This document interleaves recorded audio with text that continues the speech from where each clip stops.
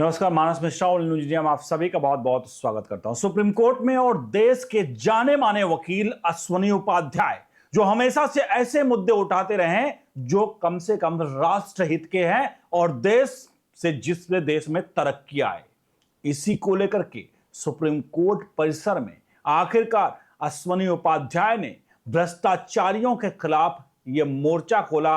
आपको दिखाते हैं कि आखिरकार अश्वनी उपाध्याय ने भ्रष्टाचारियों को 1 साल के अंदर फांसी होने का जो उन्होंने ये सरकार से मांग किया, उसको लेकर के क्या है पूरा मामला। और इस पूरे मामले में सबसे प्रमुख बात है, ये जितने डीएम एसपी जितने देश भर के हैं, अगर बात करें तो भ्रष्टाचार को कंट्रोल कौन कर सकता है, सवाल आप पूछे। सरकार, मुख्यमंत्री, ये चीजें, लेकिन जो मुखिया कंट्रोल कर रहा है जिले को, उसकी भी सबसे बड़ी जिम्मेदारी होती है कि उसको कंट्रोल करे। बहरहाल आपको दिखाते हैं अश्वनी उपाध्याय जिन्होंने सीधे तौर पर कैसे भ्रष्टाचार खत्म होगा बार बार कहते रहे। पहले आपको दिखाते हैं अश्वनी उपाध्याय सुप्रीम कोर्ट से जो कुछ कह रहे हैं, उसके बाद आप सभी से चाहेंगे, आप सुप्रीम कोर्ट के वकील अश्वनी उपाध्याय से सहमत हैं तो आप कमेंट बॉक्स में अपनी राय प्रतिक्रिया जरूर लिखिएगा और वीडियो को लाइक शेयर करिए। आगे दिखाएंगे कि आखिरकार अश्वनी उपाध्याय ने जो ये मोर्चा खोला है, क्या उसके आगे की क्या राह है। पहले सुनिए अश्वनी उपाध्याय को। सच्चाई है, पूरे देश में किसी भी थाने में रत्ती भर भ्रष्टाचार खत्म नहीं हुआ। पूरे देश में किसी भी तहसील में रत्ती भर भ्रष्टाचार खत्म नहीं हुआ। कोई मुख्यमंत्री हो, कोई फर्क नहीं पड़ता, पूरे भारत के किसी भी कचहरी में रत्ती भर भ्रष्टाचार कम नहीं हुआ। क्यों?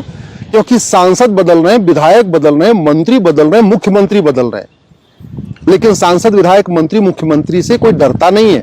डरते हैं लोग सजा से, डरते हैं लोग फांसी की सजा से, डरते हैं कि 100% प्रॉपर्टी जब्त हो जाएगी, और वो हमने कानून बनाया नहीं। इसलिए मैं सरकार से निवेदन कर रहा हूं, इस बीएनएस में संशोधन करिए, एक चैप्टर डालिए ऑफेंस रिलेटिंग टू करप्शन, और भ्रष्टाचार को राष्ट्र की सुरक्षा के लिए खतरा घोषित करिए, देश की एकता अखंडता के लिए खतरा घोषित करिए, भ्रष्टाचार को देशद्रोह घोषित करिए, भ्रष्टाचारियों के 100% प्रॉपर्टी जब्त करने, नागरिकता खत्म करने और 1 साल के अंदर फांसी देने के लिए कानून बनाइए। आपने अश्वनी उपाध्याय को सुना, उन्होंने जिस तरह से बातें की हैं कि आप उससे सहमत हैं या नहीं है। क्या आप अपने कहीं पर भी जाते हैं, किसी भी सरकारी महकमे में जाते हैं, आपको लगता है बिना पैसे से काम हो जाता है? आप सड़क पर चलते हैं, आप कहीं ट्रैफिक रूल तोड़ते हैं, वहां पर क्या होता है आपको पता है? पुलिस वाले क्या करते हैं?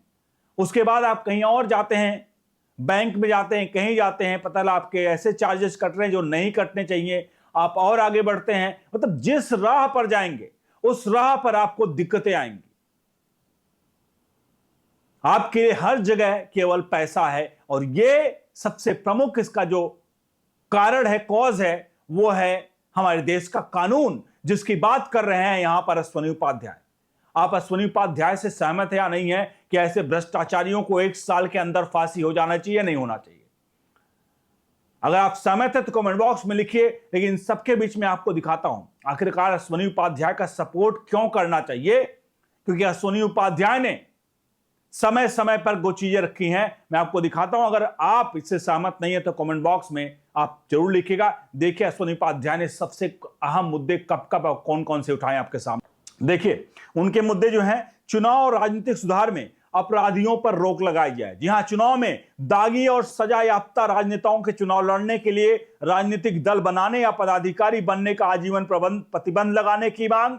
एक देश एक चुनाव यानी 1 नेशन 1 इलेक्शन, देश भर में सभी चुनाव एक साथ कराने की याचिका डाली उन्होंने। समान मतदान सूची यानी 1 नेशन 1 वोटर लिस्ट, केंद्र, राज्य और स्थानीय निकायों के लिए एक ही मतदाता सूची लागू होनी चाहिए। मुफ्त की रेवड़ी यानी फ्री बीज, चुनाव से पहले राजनीतिक दलों द्वारा अनुचित मुफ्त बांटने का प्रतिबंध लगाया जाए। राजनीतिक दलों को आरटीआई के दायरे में लाना होगा।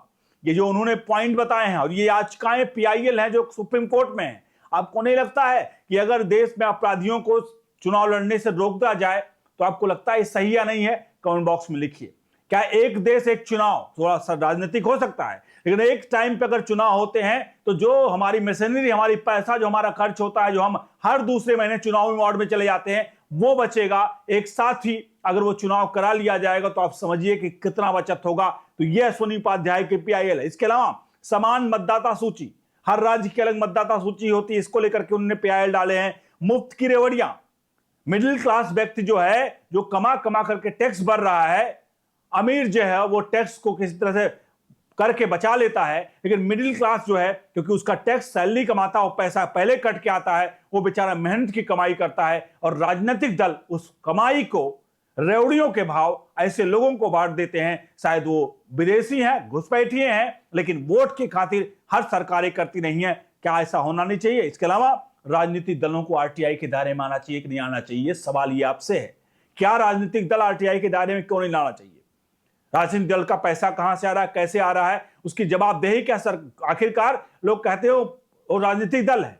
अरे राजनीतिक दल है, वो भी सरकार है का पार्ट है, वही सरकार बनाते हैं। जब सरकार आरटीआई के दायरे में आए तो राजनीतिक दलों को क्यों नहीं आना चाहिए? इसका जवाब आप कमेंट बॉक्स में जरूर लिखिए। कुछ और पॉइंट है जिसको लेकर के अश्विनी उपाध्याय ने रखी है चीजों को, आप देखिए पीआईएल कौन से, वो देखिए आप। सबसे प्रमुख यहां देखिए, न्यायिक और विधिक प्रणाली सुधार के लिए क्या उन्होंने कहा है। सतयुग बिल लाना चाहिए, जिसमें उन्होंने कहा झूठी शिकायत, झूठी जांच, झूठी गवाही, झूठे हलफनामे या झूठे सबूत देने वालों को के लिए सख्त सजाया कानून की मांग की है। न्याय में देरी में यानी 1 साल के अंदर न्याय जस्टिस विद इन ईयर मिले और सभी के लिए न्याय प्रणाली यहां पर लागू करने का यहां आग्रह किया है। अब आप बताइए इसमें क्या गलत मांग करते हैं, क्या क्या पीआईएल? क्या आखिरकार उन्होंने भी पीआईएल डाली कि भाई झूठी शिकायत अगर कोई करे तो उसके खिलाफ उल्टा जांच की जाए, और अगर 10 साल की सजा शिकायत करने पर तो 20 साल की सजा दी जाए झूठी शिकायत पर, क्योंकि वो किसी को फंसा रहा है। झूठी जांच, झूठी एफआईआर सबको करना चाहिए। क्या आपको लगता है ये मांग नाजायज है? इसके अलावा आप दिखाते हैं आप कुछ और। इसके अलावा सामाजिक और राष्ट्रीय मुद्दे देखिए आपके सामने। जनसंख्या नियंत्रण, देश की बढ़ती जनसंख्या को नियंत्रित करने के लिए सख्त जनसंख्या नीति की मांग की उन्होंने। यूनिफॉर्म सिविल कोड यूसीसी लाने के लिए देश के सभी नागरिकों के लिए एक समान कानून होना चाहिए, ये वो मांग करते हैं। अनुच्छेद 370, जम्मू कश्मीर को विशेष राज्य का दर्जा देने वाले अनुच्छेद 370 को साफ तौर पर जो अलग से राज्य देता था, पहले उन्होंने चुनौती दी थी, जो अब डिमोलिश हो चुका है। इसके अलावा मूल कर्तव्य, संविधान के प्रदत्त नागरिकों के मूल कर्तव्य फंडामेंटल राइट्स को लागू करने, उनका पालन करने का दंड का भी यहां पर प्रावधान हो। तो ये चीजें उन्होंने साफ तौर पर इस चीजों को डिमांड किया। और देखिए ये सब लास्ट लिस्ट नहीं है, एक लाइन और जरा देखिए, एक चीजें और आपके सामने है। धार्मिक और व्यक्तिगत आधार, धर्मांतरण और घुसपैठ यानी जबरन धर्मांतरण और अवैध घुसपैठ के खिलाफ सख्त कानून, जैसे संपत्ति जब्त करना और नागरिकता खत्म करना। हालांकि उत्तर प्रदेश में इसको लेकर के कानून कुछ हद तक बन चुका है। इसके अलावा विवाह की समान आयु, महिलाओं और पुरुषों की शादियों की जो न्यूनतम उम्र एक समान 21 वर्ष करने की मांग की। मदरसा शिक्षा अल्पसंख्यक आयोग यानी अल्पसंख्यक आयोग अधिनियम को चुनौती देना और मदरसों को अनिवार्य राष्ट्रवाद और संविधान की शिक्षा की मांग करना। ये सब कुछ जितनी चीजें मैंने दिखाई, यह अश्विनी उपाध्याय अपने पीआईएलों के जरिए सुप्रीम कोर्ट में बार बार मांग करते रहे हैं। वो हमेशा से कहते रहे हैं कि इन चीजों को लागू होना चाहिए। मुझे लगता है मैंने अभी आपके सामने 15 पॉइंट के आसपास पढ़े होंगे। अगर ये 15 पॉइंट जहां भ्रष्टाचारियों को 1 साल के अंदर फांसी, जरा सोचिएगा एक बार दिमाग में लगाकर, भ्रष्टाचारियों को 1 साल के फांसी, यानी कि उसके बाद कोई सोचेगा भी नहीं कि वो करप्शन करेगा। देश का सबसे बड़ा, हमारे देश की जो आफत है, हमारे देश का जो आज विकसित नहीं कर पा रहा, वो कारण है भ्रष्टाचार का, वो पहले खत्म हो।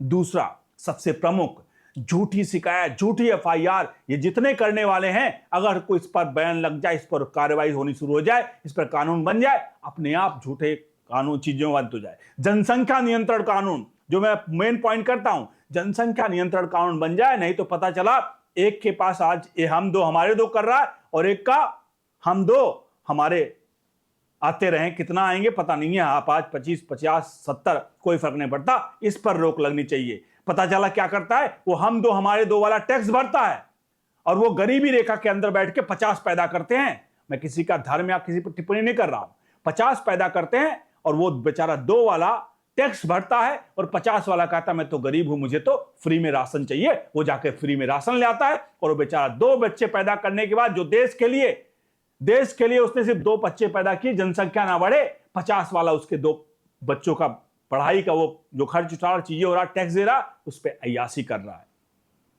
ये कुछ ऐसे कानून है जिसको लेकर के अश्विनी उपाध्याय समय समय पर आवाज उठाते रहे हैं। आपसे अनुरोध है, आप कमेंट बॉक्स में जरूर राय दीजिए। हम देश हित में काम कर रहे हैं। अगर आपको लगता है तो नीचे दे नंबर्स पर सहायता राशि गूगल पे, फोन पे, पेटीएम के माध्यम से जरूर भेजिए। बने रहिए ऑल न्यूज इंडिया के साथ। बहुत बहुत धन्यवाद।